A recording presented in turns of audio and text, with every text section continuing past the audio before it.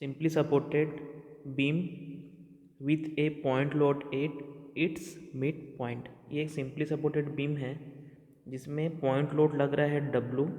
कहाँ पे? इसके सेंटर पे। इसका लेंथ कितना है? L है। यहाँ पे A पॉइंट पे और B पॉइंट पे दो सपोर्ट रहता है। सपोर्ट को हटाने के बाद हमको रिएक्शन मिलता है, एक RA और एक RB। तो सिंपली सपोर्टेड बीम में सबसे पहले स्टेप क्या रहेगा? हमको सपोर्ट रिएक्शन निकालना रहेगा। तो सपोर्ट रिएक्शन निकालने के लिए हमको दो चीज़ पता रहना चाहिए, condition of equilibrium of forces, condition of equilibrium of forces, और दूसरा बाइंडिंग मोमेंट निकालना आना चाहिए। तो यहाँ पे कंडीशन ऑफ इक्विलिब्रियम फोर्सेस लगाते हैं। सबसे पहले हम यहाँ पे लगाते हैं sigma F x equal to 0। तो हमारे पास कोई फोर्स नहीं है, हॉरिजॉन्टल में कोई फोर्स नहीं है। उसके बाद लगाते हैं sigma F y equal to 0। Sigma F y equal to 0 तो लगाते हैं तो हमको एक इक्वेशन मिलता है R A plus R B equal to W. अब हमको ये आर ए और आर बी का वैल्यू चाहिए। अब एक condition of equilibrium of forces लगा लिया। अब दूसरा क्या लगाएंगे हम लोग? बाइंडिंग मोमेंट लगाएंगे। तो ये बाइंडिंग मोमेंट कहाँ पे लगाना है? हमको बाइंडिंग मोमेंट लगाना है अबाउट पॉइंट है, कहीं बी पे भी लगा सकते हैं। यहाँ पे हम लोग बाइंडिंग मोमेंट लगा रहे हैं पॉइंट ए पे। तो बाइंडिंग मोमेंट पॉइंट ए पे लगाते हैं इक्वल टू 0।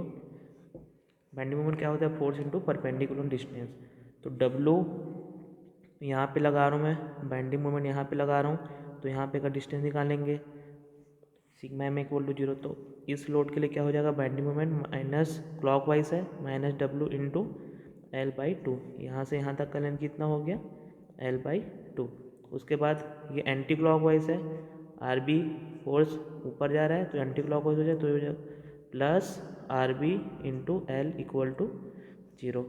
इसको सॉल्व करेंगे तो हमारे पास आएगा R B equal to W by two. इस इक्वेशन में पुट करेंगे तो आर बी का वैल्यू आ जाएगा डब्लू माइनस आर ए का वैल्यू आ जाएगा डब्लू माइनस आर बी, और W minus W by two, ये हो जाएगा डब्लू बाई टू। तो हमको आर ए और आर बी का वैल्यू यहाँ से पता चल जाएगा। हम लोग का पहला स्टेप क्या है? सिंपली सपोर्टेड बीम में, सिंपली सपोर्टेड बीम में कोई भी क्वेश्चन में हमारा पहला स्टेप यही रहेगा, सपोर्ट रिएक्शन निकालना। इसके बाद हमारा क्वेश्चन क्या हो गया? यहाँ पे रिएक्शन निकाल दिया W by to, W by to. उसके बाद हम लोग करेंगे शियर फोर्स डायग्राम के लिए कैलकुलेशन करेंगे। सबसे पहले शियर फोर्स डायग्राम किसके लिए कैलकुलेशन करते हैं? शियर फोर्स बीसी पार्ट के लिए करते हैं। तो यहाँ पे हम क्या करेंगे?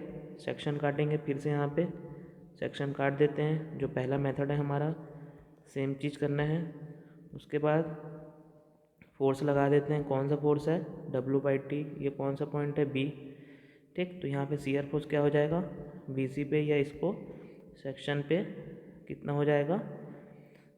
साइन कन्वेंशन देखते हैं, ऊपर जा रहा है। अगर हम इस साइड से देख रहे हैं तो ये माइनस रहता है, तो इसका वैल्यू हो जाएगा माइनस डब्लू बाई टू। यहाँ पे साइन कन्वेंशन मैंने पहले से बना दिया है। अगर फोर्स हमारा ऊपर के साइड है और हम लोग इस साइड से देख रहे हैं तो वो माइनस रहता है, और डाउनवर्ड साइड है और इधर से हम लोग देख रहे हैं सेक्शन की इस साइड से, तो वो पॉजिटिव रहता है। अभी फोर्स किधर जा रहा है? ऊपर की ओर जा रहा है, तो ये हो जाएगा माइनस डब्लू बाई टू। ऐसे ही हम शियर फोर्स निकालते हैं एसी पार्ट के लिए। एसी पार्ट पे सेक्शन काटते हैं, एसी पार्ट पे सेक्शन काटते हैं, उसका डायग्राम बना लेते हैं।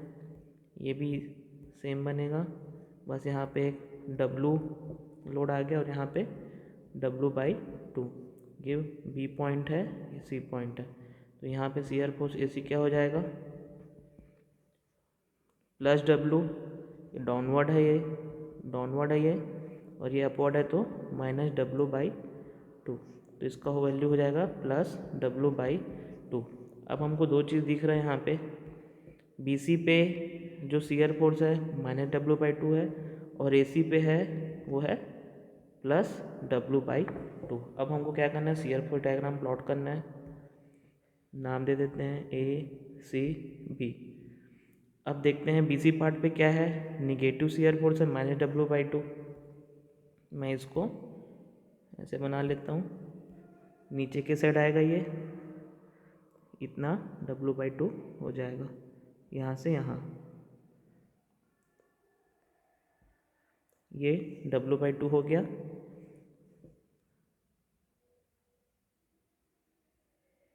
यहाँ से यहाँ W/2। नीचे के साइड है माइनस, नीचे के साइड होता है।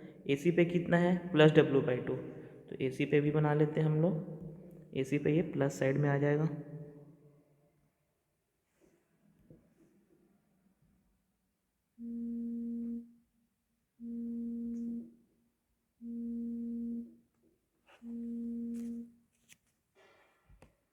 ये प्लस W/2, यहाँ से हमारा पॉजिटिव प्लस W/2 हो गया और नीचे हमारा निगेटिव W/2 हो गया। ये हमारा हो गया शियर फोर्स डायग्राम। इसके बाद हम लोग बेंडिंग मोमेंट का कैलकुलेशन करते हैं। बेंडिंग मोमेंट डायग्राम का कैलकुलेशन करते हैं। यहाँ पे मैं सेक्शन काटता हूँ BC पार्ट पे।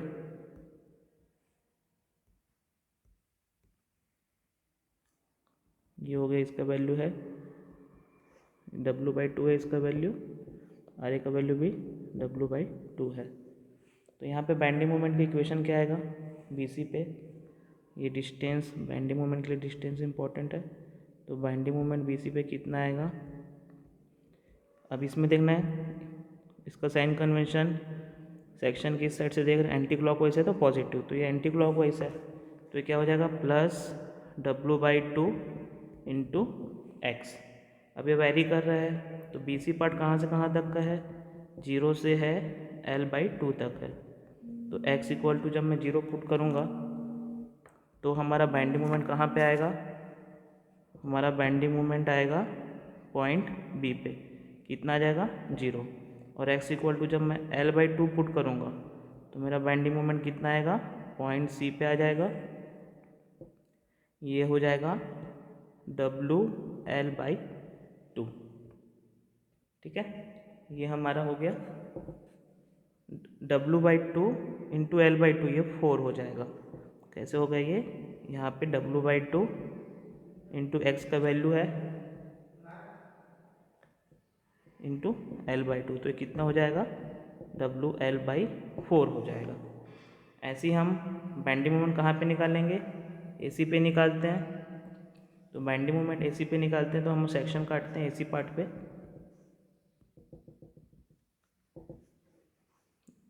AC पार्ट पे सेक्शन काटते हैं,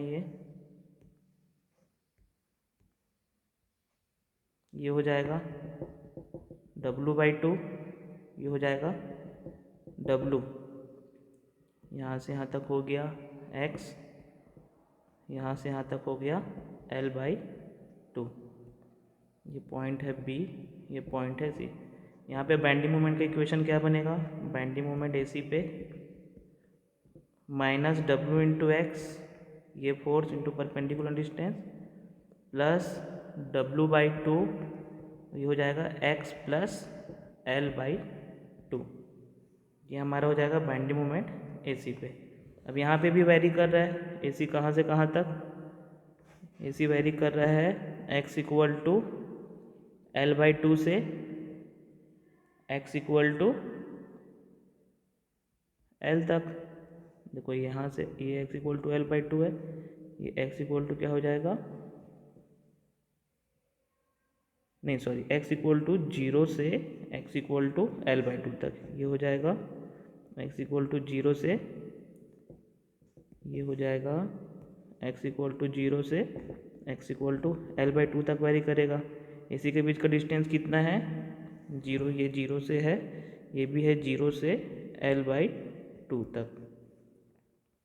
अब पुट करते हैं, जब x इक्वल टू हम 0 पुट करेंगे तो बेंडिंग मोमेंट हमारे कहाँ पे आएगा, पॉइंट C पे आएगा, और इसका वैल्यू सेम जो पहले निकाले थे WL/4 ही आएगा। अब x equal to L/2 put करते हैं तो हमारे पास बेंडिंग मोमेंट की इक्वेशन में पुट करते हैं, बेंडिंग मोमेंट C की इक्वेशन में पुट करते हैं x इक्वल टू L/2। ये हो जाएगा पॉइंट A के लिए minus W into L/2 plus W/2 L/2 plus L/2। तो इसको सॉल्व करते हैं तो ये आएगा माइनस WL/2 प्लस WL/2। तो ये हो जाएगा 0। तो बेंडिंग मोमेंट हमारा पॉइंट ए पे कितना आ रहा है 0, और पॉइंट सी पे कितना आ रहा है, पॉइंट सी पे आ रहा है WL/4। इसको हम लोग प्लॉट कर लेते हैं बेंडिंग मोमेंट डायग्राम में। तो ये हो गया पॉइंट ए हो गया, ये हो गया point B. Bending moment point B पे कितना था,